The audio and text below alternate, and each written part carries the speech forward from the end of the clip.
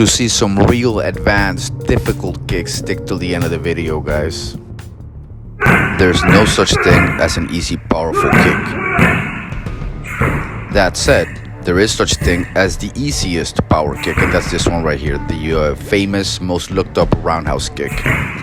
Now, to get powerful at this kick, first rule of thumb is speed makes power. So if you don't have speed, if you don't have some weight on you, power is going to be almost near impossible. So first you need to have speed, and you need to have some weight on you. So then the second thing is you need to practice this kick, like a lot. Now, good thing about this kick is you don't need much flexibility. You can do this kick with minor flexibility. It's a matter of doing it and repeating it. Like Bruce Lee said, I'm not afraid of the man who practices 10,000 kicks once. I'm afraid of the man who practices one kick 10,000 times.